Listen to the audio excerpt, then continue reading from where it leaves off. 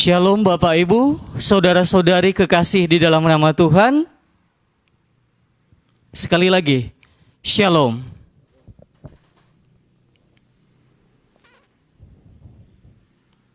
Secara pribadi, saya sangat bersyukur kepada Tuhan Yesus yang mengizinkan saya bisa berada di tempat ini untuk berbagi kebenaran firman Tuhan. Bapak Ibu saudara-saudari, sebelum kita masuk kepada firman Tuhan, saya akan memperkenalkan diri saya.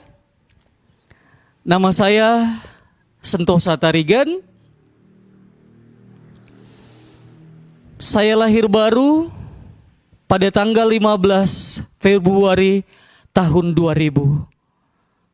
Tanggal itu adalah tanggal yang bersejarah di mana saya menerima Kristus Yesus sebagai Tuhan dan Juru Selamat saya secara pribadi. Oleh karena kemurahan Tuhan, sejak saat itu Bapak Ibu Saudara-saudari, Tuhan izinkan saya hidup di dalam Tuhan, dan Tuhan izinkan melewati beberapa pelayanan. Atas anugerahnya, di Kota Medan dan di Sumatera Utara, saya adalah seorang interpreter, penterjemah. Ketika ada hamba-hamba Tuhan dari luar negeri, seperti dari Singapura, Filipina, Australia, dan juga Amerika, ketika mereka berkhotbah di gereja-gereja Kota Medan, interdenominasi church, interdenominasi gereja, tanpa memandang nama gereja, ketika hamba-hamba Tuhan itu berkunjung ke gereja-gereja, ketika hamba Tuhan berkhotbah dalam bahasa Inggris, Tuhan izinkan saya sebagai interpreter ataupun penterjemah dalam bahasa Indonesia. Atas kemurahan Tuhan, saya juga dipercayakan menjadi seorang pemimpin pujian di gereja Tuhan, dan saya juga penyanyi rohani.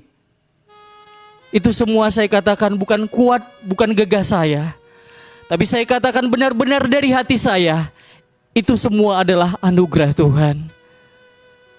Dan atas karunia-Nya, atas kemurahan Tuhan, Dia izinkan saya juga sebagai pengkhotbah di persekutuan-persekutuan yang ada di Kota Medan dan juga di gereja.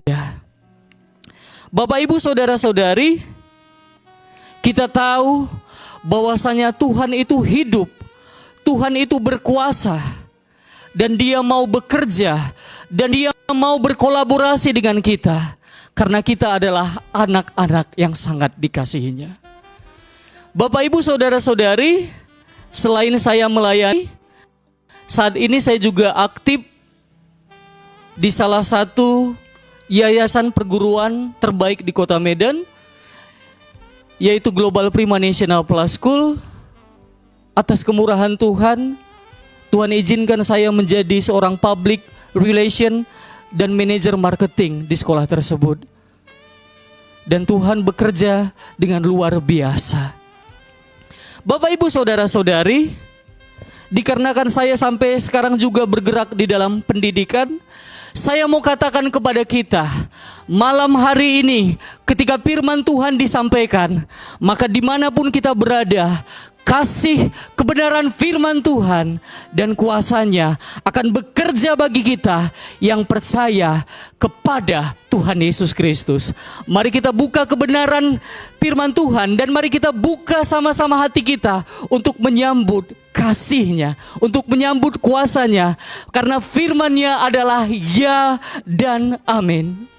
Bapak Ibu, tahukah saudara-saudari, umat Tuhan yang menyaksikan program Amazing Ministry, dikatakan bahwasannya di dalam Mazmur 46 ayat 2, Allah itu bagi kita tempat perlindungan dan kekuatan, sebagai penolong dalam kesesakan, sangat terbukti. Saya percaya setiap anak Tuhan yang menyaksikan program ini pastilah pernah mengalami yang namanya pertolongan Tuhan. Setiap kita yang menyaksikan program ini pastilah pernah mengalami mujizat jamahan kuasa Tuhan.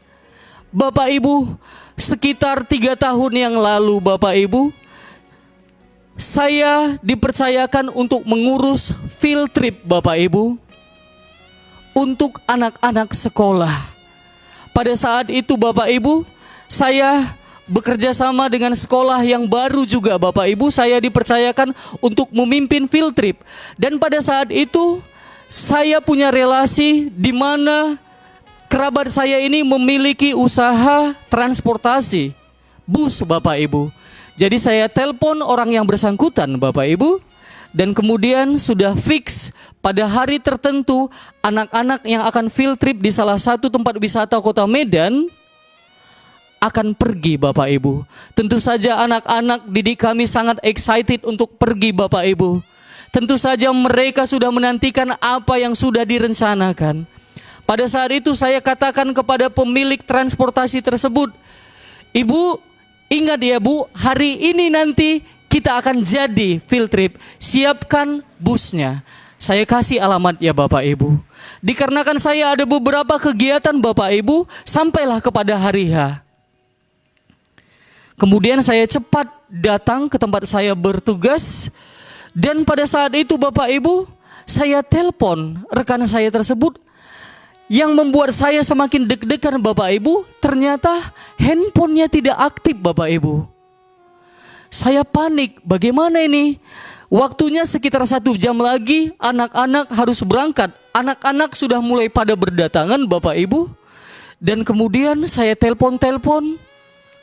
Dan akhirnya telepon ibu tersebut aktif Bapak Ibu. Saya telepon, "Ibu, di mana sekarang busnya? Anak-anak sudah ready untuk berangkat." Tahukah Bapak Ibu?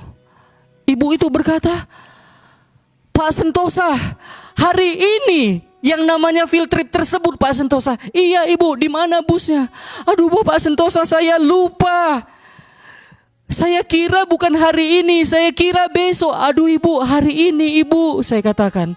"Jadi gimana? Busnya sudah ada Ibu?" Saya katakan. "Hari ini Pak Sentosa bus semua dipakai. Jadi bagaimana ini Pak Sentosa?" "Oke lah Bu, terima kasih." Bapak Ibu, sebagai orang yang dipercaya mengurus transportasi pada saat itu Bapak Ibu, jantung saya ini berdetak dengan sangat kencang Bapak Ibu. Saya berdoa kepada Tuhan, "Tuhan, apa yang harus saya lakukan sementara orang tua dan anak-anak sudah mulai berdatangan?" Saya berdoa, dan akhirnya Bapak Ibu, saya memutuskan diri untuk pergi ke salah satu stasiun yang ada di Kota Medan. Saya berdoa di dalam perjalanan, saya merasakan kesesakan yang luar biasa Bapak Ibu. Karena saya tahu bebannya ini sangat berat sekali. Anak-anak sudah menunggu, orang tua juga sudah menantikan dan menyaksikan anak-anaknya siap untuk berangkat. Kemudian ketika saya dalam perjalanan di atas sepeda motor, saya berseru, "Tuhan Yesus, tolong saya. Tuhan Yesus, tolong saya. Saya tahu Kau adalah Tuhan penolong saya. Hanya Kau yang bisa menolong saya." Saya pergi Bapak Ibu Saudara-saudari ke stasiun tersebut. Tentu saja Bapak Ibu, saya tidak kenal orang di stasiun tersebut karena saya jarang berurusan dengan yang namanya transportasi Bapak Ibu Saudara-saudari. Kemudian sampailah saya di stasiun tersebut. Ketika saya berjalan, tiba-tiba Bapak Ibu Saudara-saudari, ada seorang bapak, dia panggil saya, "Shalom Pak Tarigan." Saya heran, siapa bapak ini? Kok dia tahu saya marga Tarigan? Saya berpikir Bapak Ibu Saudara-saudari, "Pak Tarigan, mau kemana? Apa yang bisa saya bantu?" Ternyata Bapak Ibu, bapak yang bertanya itu, yang menyapa saya tersebut adalah salah seorang mandor daripada stasiun, salah satu bus yang ada di stasiun tersebut Bapak Ibu. Saya berkata, "Pak, apa kita pernah bertemu sebelumnya?" "Pak Tarigan, mungkin Bapak lupa. Waktu itu ketika anak saya dalam pemberkatan nikah, Pak Tarigan lah yang menjadi song leader, pemimpin pujian ketika acara pemberkatan nikah saya." "Oh, saya ingat Pak." "Oke, kembali kepada urusan transportasi Bapak Ibu." Kemudian saya berkata, "Pak, saya butuh transportasi bus untuk anak-anak sekolah untuk pergi kunjungan field trip, Pak. Mau berapa bus? Bapak tersebut berkata, 2. Dan singkat cerita, bus tersedia dengan harga yang terjangkau. Dan tepat pada waktunya bus tersebut datang ke sekolah kami. Dan Bapak Ibu, anak-anak dengan sukacita naik ke dalam bus dan field trip berjalan dengan lancar. Bapak Ibu, saudara-saudariku, di dalam nama Tuhan Yesus, saya tahu bukan karena kehebatan saya, bukan karena kepintaran saya bisa berdiri di hadapan Bapak Ibu, saudara-saudari. Saya katakan oleh karena Tuhanlah saya masih bisa berdiri, bisa membagikan firman Tuhan dan membagikan kesaksian hidup Bapak Ibu. Saya tahu dengan jelas apa yang namanya kesempatan hidup Bapak Ibu.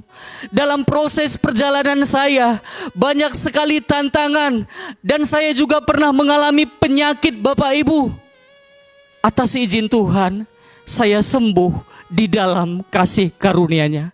Saya mau berkata kepada engkau Bapak Ibu saudara-saudari, dimanapun engkau berada, di rumahkah engkau, di kamar pribadi, di sofa, atau di rumah sakitkah engkau sedang sakit, apakah engkau sedang dikarantina, diisolasi?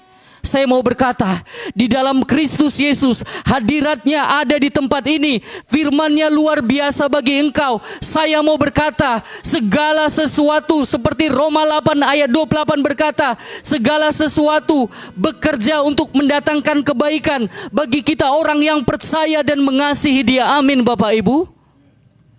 Ada kalanya sebagai anak Tuhan, hal-hal genting, suatu penyakit, suatu tantangan, suatu fitnahan, sesuatu yang dituduhkan terjadi kepada kita. Tapi saya mau katakan, percayalah, Tuhan masih bertahta dan Dia bekerja. Tuhan adalah pembela kita. Datang kepada Tuhan sebagai anak-anak yang dikasihi. Dia adalah Bapa yang memelihara kita, menjawab doa-doa kita lebih dari yang kita minta dan kita doakan. Bapak Ibu, saudara-saudari, sedikit Bapak Ibu, saya mau cerita. Saya bisa melayani Tuhan sampai pada detik ini bukan karena kuat, bukan karena gagah saya. Dari kecil Bapak Ibu, memang saya rajin ke gereja. Tetapi Bapak Ibu hanya sekedar ikut arahan orang tua. Dan dikarenakan ada juga isi notes daripada pelajaran di sekolah yang harus diisi. Bapak Ibu, sebelum saya lahir baru, terima Tuhan Yesus Kristus sebagai Tuhan dan Juru Selamat.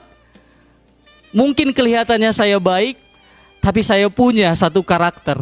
Sebagai anak remaja Bapak Ibu, saya mau kasih tahu, saya suka mencuri Bapak Ibu pada saat itu. Saya tidak malu menyaksikannya karena saya tahu sebagaimana firman Tuhan berkata dalam 2 Korintus 5 ayat 17. Barang siapa ada di dalam Kristus, ia adalah ciptaan yang baru. Yang lama sudah berlalu, yang baru sudah datang. Bapak Ibu, bukan karena diajari, tetapi karena ikut-ikutan. Saya suka mencuri Bapak Ibu. Tepatnya mencuri di supermarket Bapak Ibu. Yang saya curi itu antara lain Bapak Ibu, pulpen yang bagus, rautan, dan lain sebagainya. Bapak Ibu, sebenarnya orang-orang terdekat pun mereka tidak tahu. Saya pernah mengalami suatu kejadian di suatu supermarket Bapak Ibu. Waktu itu ada salah satu teman saya perempuan, dia berulang tahun karena dia memberikan kado waktu saya ulang tahun sebelumnya. Niat hati saya ingin membalas Bapak Ibu. Dan waktu itu saya pergi ke kota, saya pergi ke supermarket. Dan waktu itu memang saya les bahasa Inggris. Dan saya ambil sampo. Ternyata samponya kebesaran Bapak Ibu. Saya masukkan ke dalam kantong. Long story short, saya ketahuan sama petugas PSG dan saya ditarik oleh security Bapak Ibu. Dan saya dimasukkan di dalam kantor, ketemu sama pimpinan daripada supermarket tersebut dan disuruh ganti 7 kali lipat. Jangankan 7 kali lipat Bapak Ibu, yang di kantong saya itu hanya ada uang cukup untuk ongkos pulang. Dan saya dibentak-bentak Bapak Ibu, dan saya disuruh, saya tulis nama saya, nama yang berbeda. Ada data sekolah di situ, saya tulis nama sekolah yang berbeda. Apa yang saya mau katakan di sini Bapak Ibu? Waktu itu saya diizinkan keluar dan jujur saya pucat. Tapi satu hal Bapak Ibu, kejadian seperti itu pun tidak bisa mengubahkan. Yang bisa mengubahkan adalah saat benar-benar kita undang Yesus Kristus sebagai Tuhan dan Juru Selamat masuk ke dalam hati. Dia, Roh Kudus yang ada di dalam hati itu, itulah yang keluar memancarkan buah roh, yang memunculkan buah roh sehingga kita bisa berubah Bapak Ibu. Bapak Ibu, kita buka firman Tuhan di dalam Yohanes 1 ayat 16 sampai 17.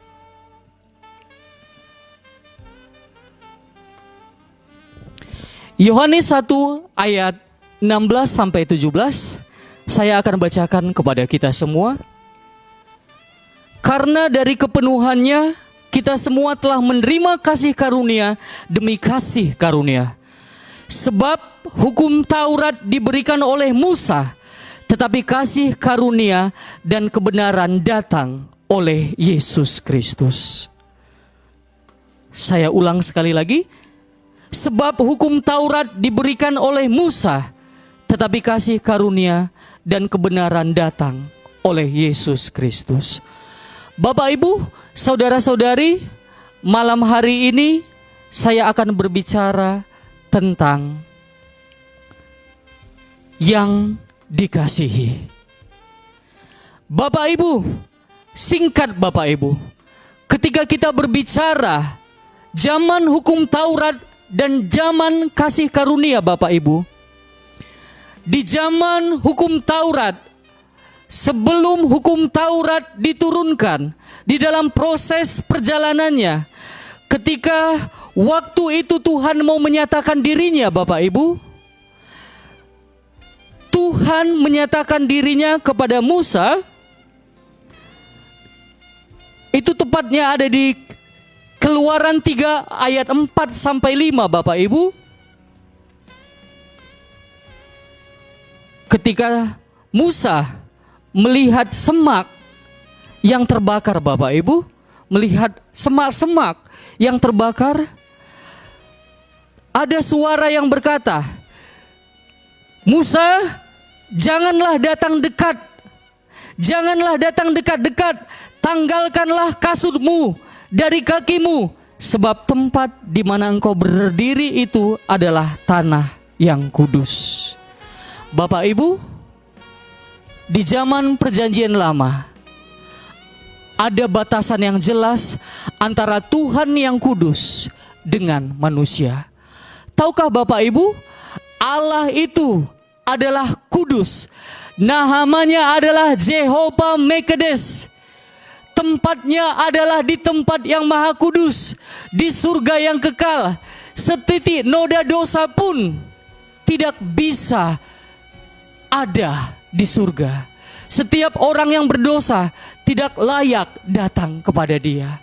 Tetapi kita adalah orang-orang yang bersyukur karena kita hidup di dalam kasih karunia, di mana Yesus Kristus sudah menggenapkan semua isi hukum Taurat dengan kematiannya di kayu salib. Bapak Ibu, era perjanjian baru di mana dilambangkan Tuhan itu adalah Bapa. Kalau dulunya Bapak Ibu Tuhan berkata, Musa, tanggalkanlah kasutmu. Di zaman perjanjian baru Bapak Ibu, Bapa menantikan anak-anaknya. Ketika anak yang hilang itu menyadari bahwasanya dia tidak punya apa-apa setelah dia mempoya-poyakan apa yang dia punya di suatu negeri, dan dia tidak punya apa-apa lagi, dan untuk mengisi perutnya dia harus bekerja sebagai upahan, memberi ataupun merawat babi-babi. Ketika dia lapar karena tidak ada makanan, bahkan dia mau makan makanan babi ampas Bapak Ibu, itu pun dilarang Bapak Ibu. Dia sangat menderita. Ketika dia pulang, dia berpikir bahwasanya di rumah Bapakku banyak sekali makanan yang berlimpah, bahkan pembantu-pembantu, pelayan-pelayan Bapakku, mereka makan dengan kelimpahan. Tetapi di sini aku menderita, hampir mati karena kelaparan. Ketika dia menyadari keberadaannya, dia tertatih-tatih pulang Bapak Ibu, tentu saja dalam kondisi yang kotor dan bau Bapak Ibu. Dia sudah mengatur skenario. Nanti aku akan berkata, aku ini orang yang berdosa, aku tidak layak di hadapan Bapa. Tetapi tahukah Bapak Ibu, ketika anak itu pulang, apa yang dicatat oleh Alkitab? Kita lihat Bapak Ibu. Lukas 15 ayat 21 sampai 23. Lukas 15 ayat 21 sampai 23. Para pemirsa Amazing Ministry boleh membaca bersama-sama dengan saya. Kata anak itu kepadanya, "Bapa, aku telah berdosa terhadap surga dan terhadap Bapa. Aku tidak layak lagi disebutkan anak Bapa." Tetapi ayah itu berkata kepada hamba-hambanya, "Lekaslah, bawa kemari jubah yang terbaik, pakaikanlah itu kepadanya, dan kenakanlah cincin pada jarinya, dan sepatu pada kakinya. Dan ambillah anak lembu tambun itu, sembelihlah dia, dan marilah kita makan dan bersuka cita." Di perjanjian lama Bapak Ibu ada batas yang jelas. Ketika di tempat kudus, kasut Musa harus dibuka. Tetapi setelah di dalam perjanjian baru, Yesus memberikan perumpamaan, itu merupakan gambaran apa yang terjadi setelah pengorbanannya di kayu salib. Tidak ada lagi batasan antara Allah Bapa dengan kita anak-anaknya.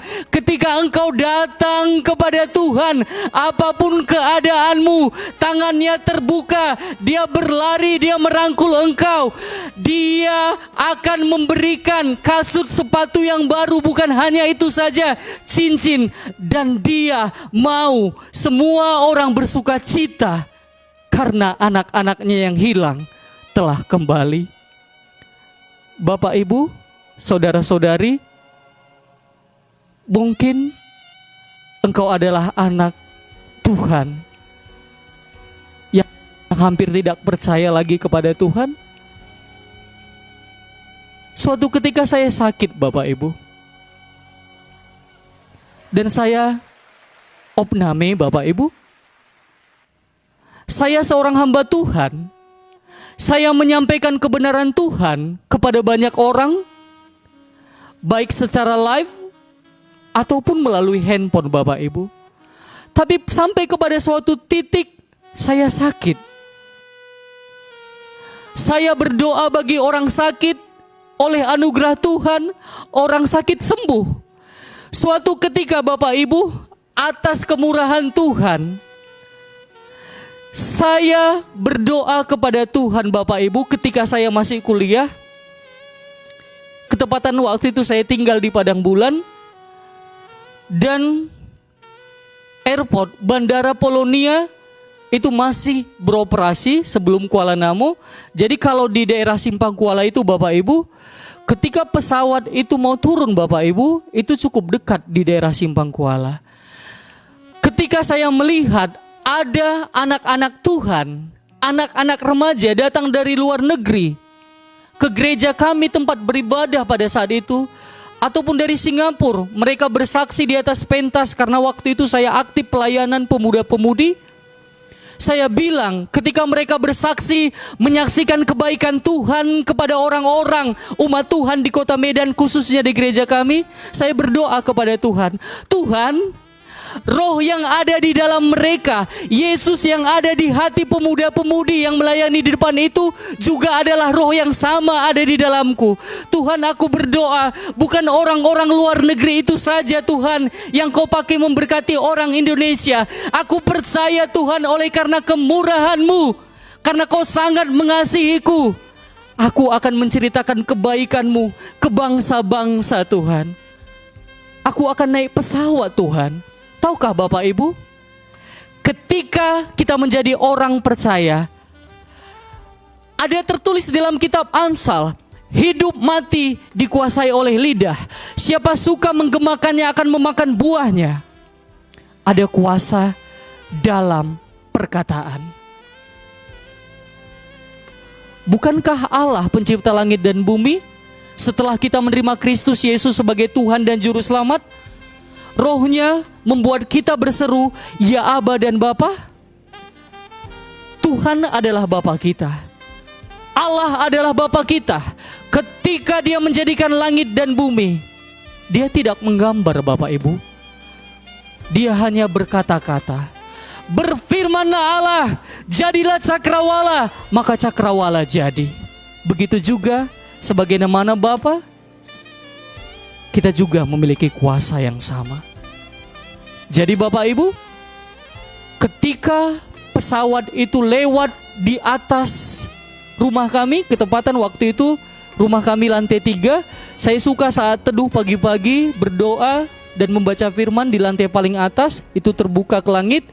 Saya berkata kepada Tuhan, Tuhan, suatu saat nanti aku akan pergi ke luar negeri naik pesawat seperti itu Tuhan.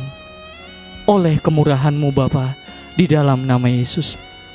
Tahukah Bapak Ibu, saya mau katakan, nama saya Sentosa Tarigan.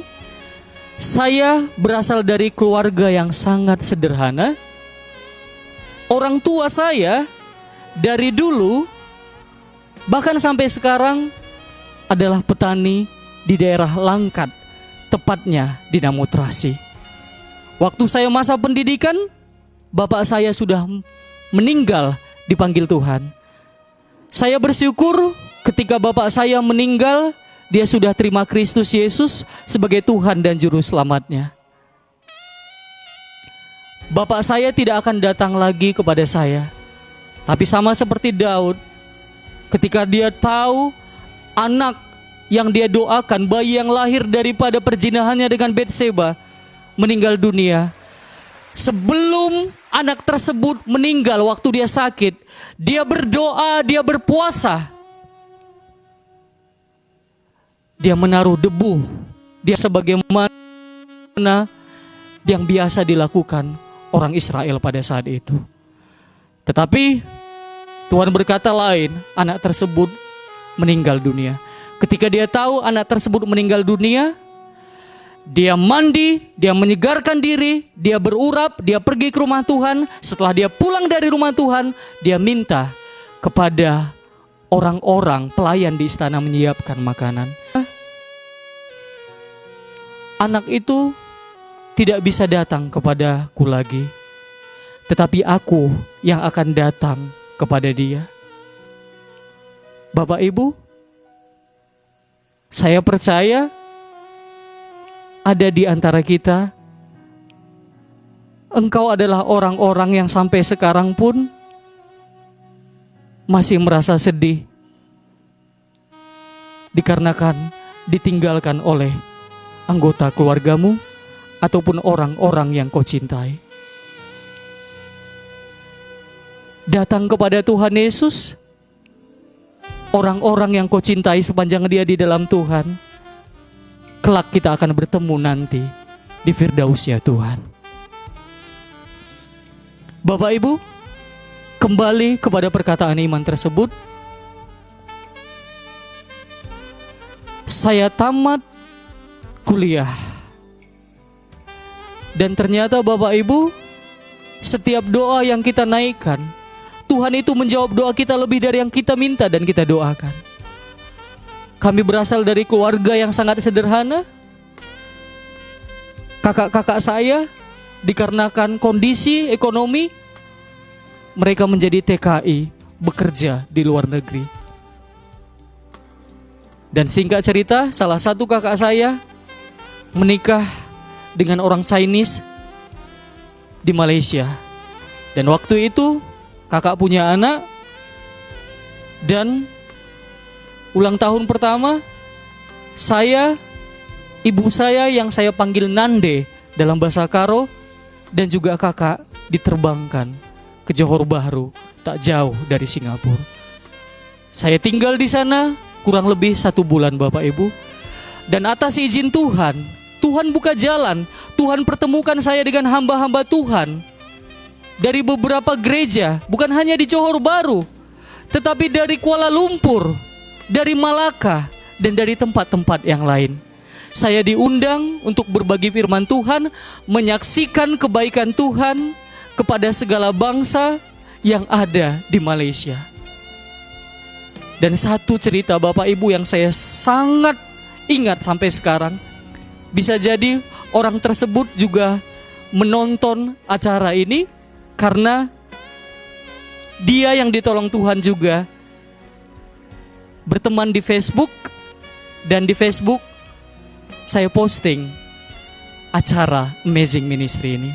Sampai kepada suatu rumah Bapak Ibu, ada seorang gembala, ada seorang pengkhotbah tepatnya Bapak Ibu, yang punya istri. Mereka adalah orang yang takut akan Tuhan.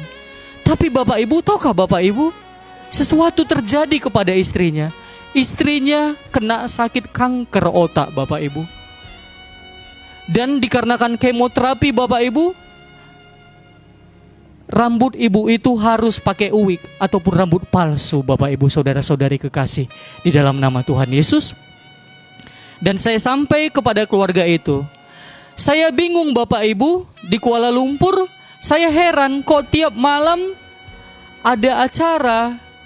Ketepatan waktu itu masa libur, jadi keponakan-keponakan daripada pendeta itu ngumpul di tempat itu. Tiap malam ada acara pujian, nyanyian dan firman Tuhan. Dan ternyata setelah saya beberapa malam di situ, saya mengerti bahwasanya mereka ada doa, mereka ada pujian dengan satu tujuan. Salah satunya adalah supaya istri Pak Pendeta ini disembuhkan karena mereka percaya kuasa Tuhan. Dan pada saat itu saya diizinkan untuk berbagi kebenaran firman Tuhan kepada keluarga tersebut. Dan Pak Pendeta tersebut yang termasuk orang penting di Kuala Lumpur dan dia juga adalah hamba Tuhan, berkata seperti ini ketika kami di dalam acara ibadah keluarga tersebut. Sentosa, kami percaya suatu saat nanti Tuhan akan mengirim seorang hamba Tuhan yang akan berdoa bagi istri saya. Dan saya percaya hamba Tuhan itu adalah engkau, dia berkata. Waktu itu Bapak Ibu, saya baru tamat kuliah. Saya agak speechless, saya tidak tahu harus merespon seperti apa. Tetapi saya tahu porsinya saya datang sebagai hamba Tuhan. Saya sampaikan bahwasanya di dalam Tuhan ada kesembuhan. Di dalam Tuhan rancangannya bukan rancangan kecelakaan, tetapi rancangan penuh damai sejahtera. Dan saya minta izin, saya letakkan tangan atas istri pendeta tersebut. Malam berikutnya juga seperti itu Bapak Ibu. Dan beberapa hari kemudian, sudah 1 bulan saya berada di Malaysia dan saya harus pulang. Saya bilang kita harus tetap berkomunikasi kepada ibu pendeta tersebut. Beberapa hari kemudian, dia tetap menjalankan kemoterapi dan terjadi mujizat. Kemonya bersih, kankernya bersih Bapak Ibu saudara-saudari. Saya mau katakan, sepanjang Yesus Kristus ada di hati kita, sepanjang Tuhan Yesus menjadi Tuhan dan Juru Selamat kita, kita adalah anak-anak yang dikasihi. Bapak Ibu saudara-saudari,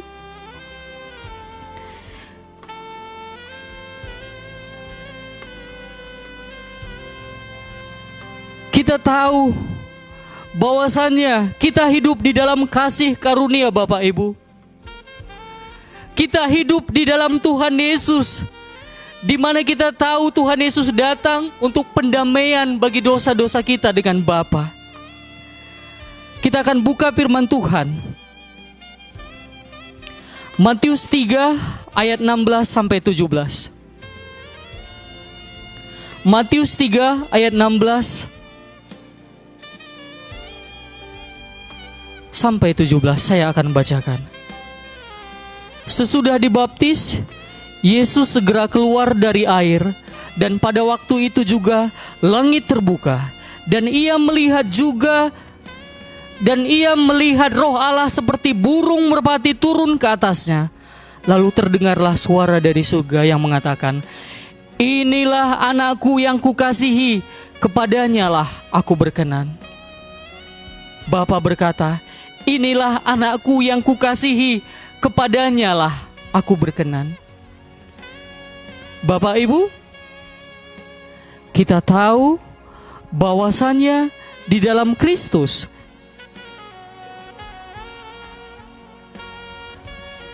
di dalam Yohanes 15 ayat 9,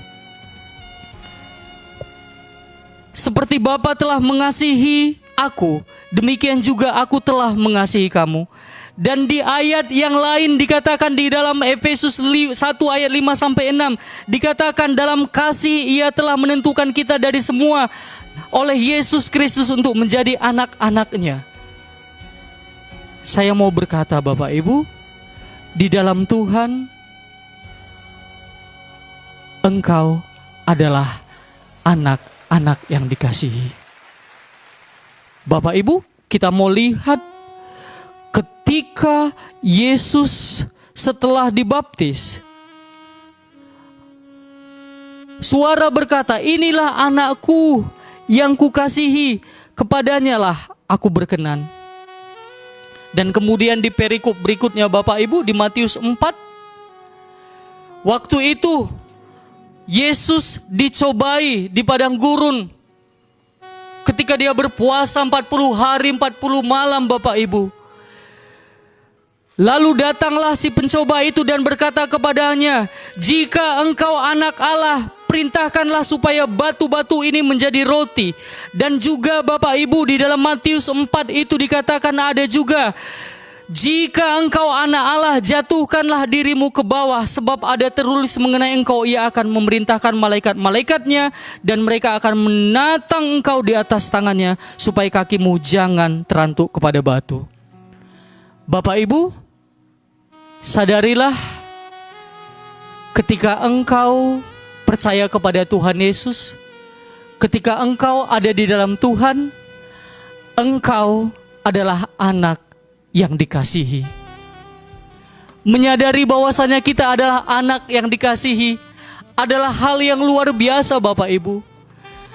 Tahukah Bapak Ibu, setan itu tahu firman Tuhan, tetapi ada kalanya Bapak Ibu, setan itu mengurangi porsi ataupun bobot daripada kebenaran firman Tuhan. Bukankah tadi saya sudah berkata, itu tertulis tadi Bapak Ibu, di dalam Matius 3 tadi, suara Allah berkata, "Inilah anak yang kukasihi, kepadanya lah aku berkenan." Tetapi ketika iblis mencobai Yesus, dia berkata, "Jika engkau anak Allah, jika engkau anak Allah, jadikanlah batu-batu ini menjadi roti. Jika engkau anak Allah, jatuhkanlah dirimu dari tempat yang tinggi ini." Bapak Ibu, ada kalanya iblis itu bekerja Bapak Ibu, dan kita tahu tempatnya itu, arena peperangan kita adalah di pikiran kita. Acap kali dalam pikiran kita berkata, "Aku anak Tuhan, tapi kok seperti ini?" Saya mau berkata Bapak Ibu, engkau adalah anak yang dikasihi. Ketika tanda darah Yesus ada, di dalam hidupmu? Ketika memang Yesus Kristus sudah kau perkenankan menjadi imam besar di dalam kehidupanmu sebagai perantara Allah dengan engkau, maka engkau dikuduskan dengan darahnya. Ketika Bapa melihat kepadamu, Dia tidak melihat kepada kekurangan-kekuranganmu, Dia tidak melihat kepada jatuh bangunmu, Dia tidak melihat kepada kelemahan-kelemahanmu. Ketika Bapa melihat kepadamu, Dia melihat Yesus Kristus yang ada di hatimu. Dia melihat ada tanda darah Yesus di dalam kehidupanmu. Dan engkau adalah orang yang berkenan di hadapannya. Bapak Ibu, saudara-saudari kekasih di dalam nama Tuhan, ingatkah Bapak Ibu peristiwa bagaimana bangsa Israel dilepaskan dari perbudakan tanah Mesir? Tulah terakhir Bapak Ibu adalah kematian anak sulung. Pada saat itu Allah memerintahkan kepada Musa dan Harun supaya setiap bangsa Israel menyembelih domba, anak domba, dan mengusapkannya di jenang pintu, di tiang pintu daripada rumah bangsa Israel. Dan ketika ada darah di pintu masuk daripada orang-orang Israel, maka tidak terjadi kematian anak sulung. Maka malaikat maut akan melewati begitu saja rumah-rumah tersebut dan tidak ada kematian. Tetapi ketika tidak ada tanda darah Yesus, maka sebaik apapun orang yang ada di dalam rumah itu akan ada kematian anak yang paling tua ataupun anak sulung. Saya mau berkata kepada Bapak Ibu, berbicara tentang kebaikan manusia, Nabi Tuhan berkata, kebaikan manusia itu sama seperti kain lapuk. Bahkan bahasa aslinya itu bisa diterjemahkan, kebaikan manusia itu di hadapan Allah yang kudus sama seperti kain pembalut wanita yang dapat bulan. Bapak Ibu, tahukah Bapak Ibu, yakinkah Bapak Ibu, semua bangsa Israel yang tinggal di rumah yang mana pintu masuk dari rumahnya ada dioleskan darah adalah orang-orang baik? Saya nggak yakin Bapak Ibu. Buktinya ketika mereka dalam proses perjalanan di padang gurun, mereka adalah orang-orang yang bersungut-sungut, bahkan ada orang-orang yang biadab. Tetapi karena ada darah Yesus, setiap rumah orang-orangnya, khususnya anak sulungnya, diselamatkan. Tetapi saya mau berkata dan bertanya kepada Bapak Ibu, apakah jahat semua orang Mesir yang hidup pada zaman itu, pada saat itu? Tidak Bapak Ibu. Ketika kita berbicara tentang suku, orang Batak kalau baik pasti baik. Saya orang suku Karo Bapak Ibu. Saya berkata enggak semua orang Karo itu baik. Yang jahat pun ada Bapak Ibu. Tapi ini bukan berbicara tentang kebaikan atau kejahatan kita. Sepanjang ada darah Yesus, sepanjang ada Yesus Kristus dan ada tanda darahnya, di hadapan Bapa, engkau adalah orang yang berkenan. Engkau adalah anak yang dikasihi. Apa yang menjadi kerinduanmu, datang kepada Dia. Bahkan dituliskan Yesus berkata, Bapa manakah di dunia ini yang ketika anaknya meminta roti, diberikannya batu? Atau meminta ikan, diberikannya kalajengking? Apalagi Bapamu yang di surga, ketika engkau sudah menjadi anak-anak Allah, Dia memberikan Roh Kudus. Roh Kudus adalah pemberian yang paling berharga. Roh Kudus adalah roh kebenaran yang memimpin kita kepada segala kebenaran. Bapak Ibu, saudara-saudara kekasih, di dalam nama Tuhan Yesus, kita baca firman Tuhan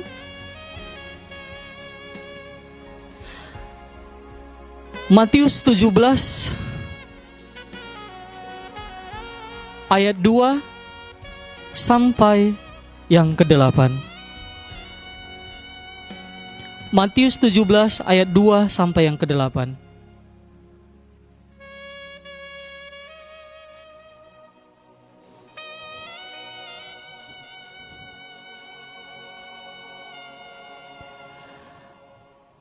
Nanti bisa dibaca di rumah dikarenakan waktu yang terbatas.